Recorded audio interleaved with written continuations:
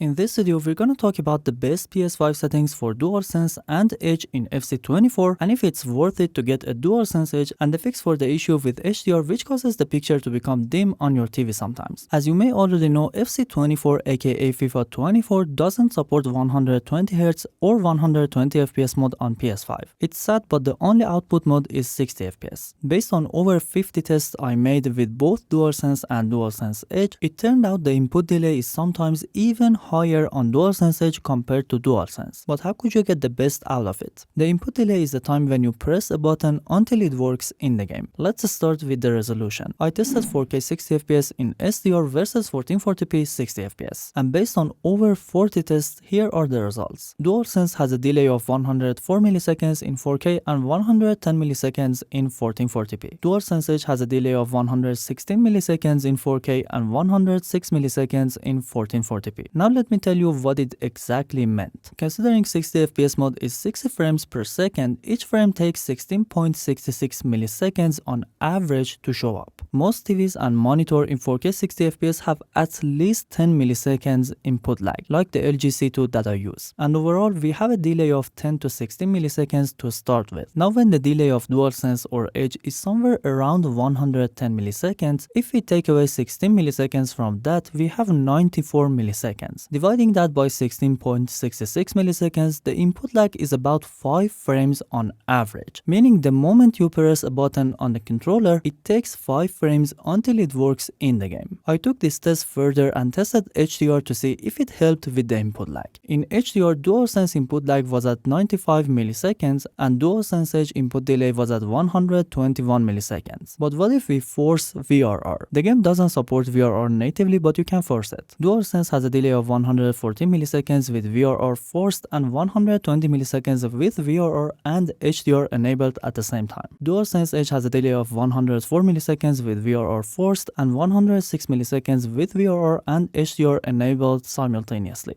It all sounds confusing, but it seems DualSense Edge works differently compared to DualSense. If you are wondering about how to achieve the least delay, I realized when I use a headset with the aux port, that's when we have the least delay. For DualSense, it was measured at 90 milliseconds and for Edge, 92 milliseconds in 4K 60fps and SDR without VRR. So to conclude, the least delay on DualSense is 90 milliseconds and the highest is 120 milliseconds depending on your settings. The least delay on DualSense Edge is 92 milliseconds and the highest could go up to 121 milliseconds. The difference is not huge, but at worst we have a jitter of 30 milliseconds. Jitter is the value between the highest and the lowest value. Considering 60fps mode, the jitter can add up to 2 extra frames of delay in your gameplay. Now as this game is a sports game, I wouldn't worry about it much, but in the best situation 90 milliseconds you'll have something around 4 to 5 frames delay and at its worst up to 6 frames delay. In that case, a 120Hz gaming console or PC that can give you 120fps in FC24 has a huge advantage in this game. So if you wanted to get a DualSense Edge just because of FC24 and maybe lower input delay, the fact is it will not provide anything better, at least in FC24. I'm not sure if FC25 will have a 120Hz mode. After all, if you want my recommendation, I recommend using forced VRR with DualSense Edge regardless of the output resolution and keeping VRR off for DualSense. If HDR looks good on your screen, use it. Otherwise, SDR is fine as well. HDR has a huge bug on PS5 that I'll talk about it in a bit. But aside from input delay, we have curve adjustment settings and movement speed. So I did put that in test to see if there is any advantage for using curves in Edge to become faster in response. Before that, I should also mention the HDCP option on PS5 sometimes can add up to 1 frame more delay in FC24. We've had 8 to 16 milliseconds extra delay in my HDMI 2.1 TV. HDCP is an option needed to run media apps like Netflix or Spotify. I would rather turn it off when gaming and turn it on when using apps. Now when it comes to the response curve and player movement, the facts play the most part. As I tested DualSense, we have a dead zone about 40% for both left and right sticks, meaning for 40% of the stick movement, nothing will happen. If you have a look here, we're at the center and if I try to move the stick, it won't work until we are around value 76. The same goes for all directions and both analog sticks. And unfortunately, there is no option to change dead zone in FC24. I tested it once again with DualSense Edge default profile and the same goes on. More importantly, when you get inside the zone, it has the same speed, meaning either for value of 180 or 255, the player moves at the same speed. This system is called single zone linear out, a digital 0 to 1 kind of system. For 40% of the stick movement, there is no response. As soon as you pass that, you will get the max value and a curve exactly like what you see on the screen. We recently talked about this one in why people hate Edge, and that is valid here. The dead zone option for the controller is not communicating with the game, meaning no matter what you change here, the dead zone won't go away. Your zero dead zone is 40% in the game, and the game dead zone has a priority over DualSense Edge. So Daniel, what about the curve settings? I'm sorry to tell you, they won't do anything. No matter which curve you choose, the output remains the same, as our output in the game works like 0 and 1, fully digital on a single zone. What about zone limiters? The dead zone of L2 and R2 is around 1 to 2%, which is pretty much normal. As soon as you get to value 3 or 4 of 255, the player starts to run. But if you want to make it even more responsive and faster, you can use a range of 0 to 1 to get there faster. That's the only benefit. So what should I choose? You have the back buttons, limited zone for L2 and R2, but expect that you'll get a little higher delay in typical resolution and settings sometimes, and lower battery life. And I don't see any advantage of using DualSense Edge in FC24. Of course, if you use back buttons in any case, that's the only good thing. And R2 Deadzone may help with triggering run a bit faster. By the way, I'm not sure if there are people who may play in 1080p, but if you want to see a video for an input lag test in 1080p, let me know in the comments. There are two more things I want to share with you. Some people mentioned issues with HDR in this game, and as I talked about it, HDR can help with a lower input delay in some cases. The issue they mentioned is the game looks very bad after they score a goal or some stuff happens in the game. So I tried HDR once again with the latest update on my LG C2, my capture card, and my IPS and VA monitor to see how it goes. Yes, if you haven't used my last video settings, after you get a side kick, corner, or you score a goal, the game becomes dark and I don't know what's wrong with the game. It happens on all my 4 screens and there's no doubt something is wrong with the default FC24 HDR. So what I would recommend is to check the settings, video calibration, go to the HDR section and ensure it's not on 100%. Make it 20 or 10 or something and see if you get the issue again. For me, it fixed it for good. If you don't see this option, make the HDR settings always on in the console and then close the game and open it again to get access to this screen. But which number should you exactly use for HDR? I have another video of the best graphic settings for FC24 which is linked in the comments, or you can check it from the card above. But the fact is the game looks very good on SDR, and there's one thing you need to change to make it look great, and that's going to the accessibility settings and increasing contrast to 7. It works great for every kind of TV. If it felt too much, use 6, and that gives you a deeper black and the picture looks more pop. In case you're wondering about my camera settings, I usually play this game in the weekends with friends locally, and we are a bit far from the TV. So these are the camera settings we use to be able to see everything easily, yet you're free to use what you like. So in the end, is it worth it to get DualSense Edge for FC24, or if you have it, should you use it? I personally don't use it because it's not necessary for this game. I don't see any huge benefits from it, except the back buttons, which I'm very less likely to need them. As you know, DualSense Edge rubber grips won't last that long, and I try to only use it for games which give me benefits of using it. In case of FC24, I couldn't find anything noticeable, but that's just me. Let me know what are your thoughts, and when do you typically use DualSense Edge, and if you are going to use it for FC24, what is the reason and what buttons are you going to map to back buttons? So maybe I can also get some benefits of it. And if you're looking for the best audio settings for FC24, the fact is it doesn't provide much benefits with 3D audio, but I felt the announcer and audiences sound a bit different